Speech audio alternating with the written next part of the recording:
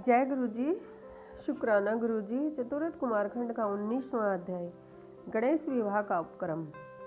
नारद जी बोले, हे तात, यह हमने परम दिव्य गणेश जी का जन्म चरित्र सुना, जो बड़ा ही श्रेष्ठ और परम पराक्रम युक्त था।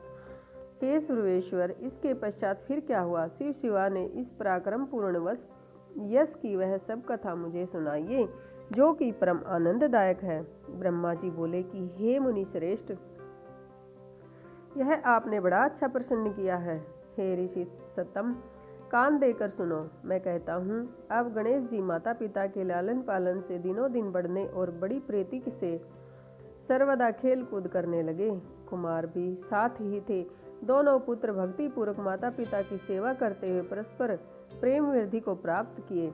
एक समय जब शिव पार्वती प्रेम पूर्वक एकांत में बैठे हुए वह विचार कर रही थी कि अब दोनों पुत्रों का शुभ विवाह कर दिया जाए, तब माता पिता की इस इच्छा को जानकर दोनों कुमारों ने एक साथ ही विवाह की इच्छा प्रकट करते हुए यह कहा कि पहले मैं विवाह करूंगा, पहले मैं विवाह करूंगा। ऐसा कहकर दोनों परस्पर विवाद करने लगे। जगत वंश शंकर पार्वती लोकाचार की दृष्टि से परम आश्चर्यचकित हुए। उन्होंने सोचा किस प्रकार दोनों का विवाह किया जाए। यह विचार कर दोनों ने एक अद्भुत युक्ति निकाली। एक समय शिव पार्वती ने उन्हें बुलाकर कहा कि देखो, हमने तुम दोनों के सुख के लिए एक नियम किया है। तुम दोनों ही पुत्र हमारे लिए एक समान प्रिय हो, न कोई न्यून न कोई अधिक। इस कारण तुम्हारे लिए हमने एक प्रतिज्ञा की है कि जो पहले समस्त पृथ्वी की परिक्रमा करके हमारे पास आवेगा, उसका ही शुभ विवाह पहले किया जाएगा। तब माता पिता के वचन सुनकर महाबली कार्तिकेय जी तत्काल ही पृथ्वी प्रदक्षिणा के लिए चल पड़े और बुद्धिमान गणेश जी अब तक वहां स्थित रहे और बार बार बुद्धि से विचार करने लगे कि मैं क्या करूं, कहाँ जाऊं। मुझसे तो एक कोस भी नहीं चला जा सकता, फिर पृथ्वी की प्रदक्षिणा करना तो बहुत कठिन है। यह विचार कर गणेश जी अपने घर में जा स्नान कर ध्यान कर माता पिता से बोले कि आप दोनों सिंहासन पर बैठिए, मैं पूजा करूंगा। पार्वती शंकर गणेश जी की पूजा ग्रहण करने बैठे। गणेश जी ने उन दोनों की पूजा कर परिक्रमा की, फिर हाथ जोड़कर प्रेम पूर्वक माता पिता की स्तुति कर बोले, आप मेरा सुंदर विवाह कर दें। शिव शिवा ने कहा, क्या तुम पृथ्वी की प्रदक्षिणा कर आए, परिक्रमा कर आए? कुमार गए हैं, जाओ तुम भी शीघ्र ही परिक्रमा करके आओ। गणेश जी माता पिता के वचन सुनकर किंचित क्रोध से बोले, हे माता जी, पिताजी, आप दोनों कर्म रूप स्वयं ही बड़े बुद्धिमान हैं, अतः मेरी यह बात सुनिए कि अब जब मैंने आपकी 7 बार परिक्रमा कर ली, तब फिर आप यह कैसे कह सकते हैं कि पृथ्वी की परिक्रमा कराओ। शिव शिवा ने कहा, हे पुत्र, तुमने इस महान पृथ्वी की कब प्रदक्षिणा की है?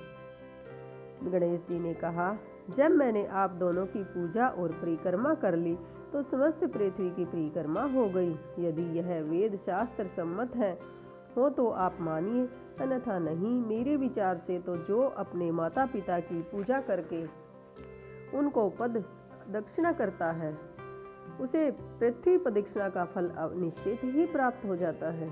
वेद शास्त्र जो कहते हैं वही आपको भी करना चाहिए, अन्यथा शास्त्र असत्य हो जाएगा। अतएव यह अब आपको शीघ्र ही मेरा विवाह कर देना चाहिए। या तो यह कीजिए या फिर वेद शास्त्र की मर्यादा को ही असत्य कर दीजिए। ऐसा कहकर बुद्धिमानों में श्रेष्ठ महाज्ञानी पार्वती पुत्र गणेश जी चुप हो गए। तब विश्व के माता पिता शंकर भगवान पार्वती जी गणेश जी की ये वचन सुनकर बड़े ही आश्चर्यचकित हुए और पुत्र की विलक्षण बुद्धि की प्रशंसा करते हुए बोले कि हे पुत्र, अवश्य ही तुम्हारा कहना यथार्थ है। तुमने जो कुछ किया है उसको कोई भी नहीं कर सकता। तुम्हारी बात हम दोनों ने मान ली। इस प्रकार बुद्धिमान गणेश जी को आश्वासन देकर शिव पार्वती ने उनके विवाह की इच्छा की। चतुर्थ कुमारखंड का 19वां अध्याय समाप्त। जय गुरु जी। शुक्राना गुरु जी।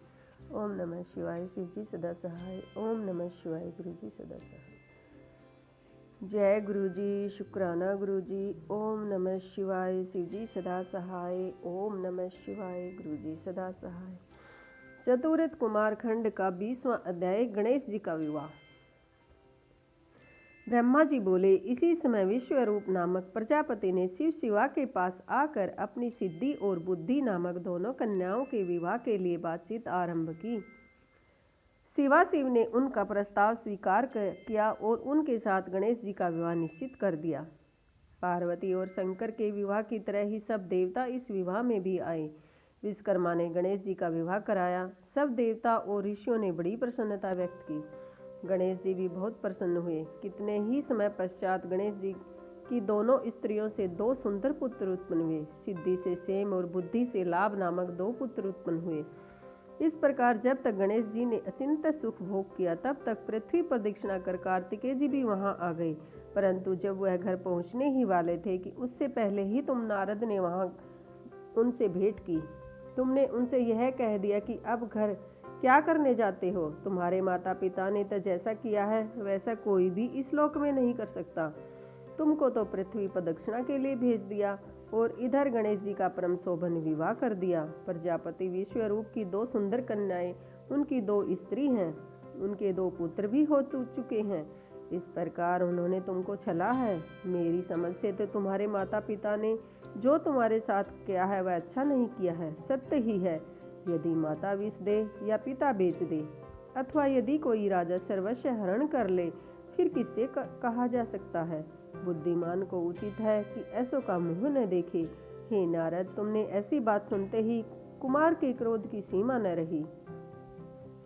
किसी प्रकार घर तो पहुंच गए। माता पिता को प्रणाम कर तत्क्षण उनके मना करने पर भी कोच पर्वत पर तप करने चले गए।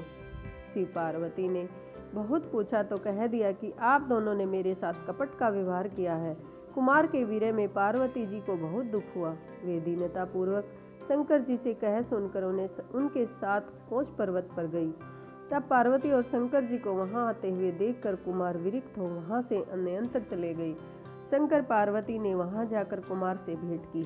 तब से उन दोनों स्थानों में कार्तिकेय भगवान कुमार सहित शिव शंकर पार्वती का बड़ा महानतम अब तक माननीय है। जो इस कथा को पढ़ता पढ़ाता और सुनता सुनाता है उनकी सब मनोकामनाएं पूर्ण होती हैं। ओम नमः शिवाय। चतुर्थ कुमार खंड का अध्याय समाप्त। कुमार खंड समाप्त। ओम नमः शिवाय। शिवजी सदा सहाय। ओम नमः शिवाय। गुरुजी सदा सहाय। जय गुरुजी। शुक्राना गुरुजी। शिव महापुराण के अगले अध्याय के लिए चैनल को सब्सक्राइब करें।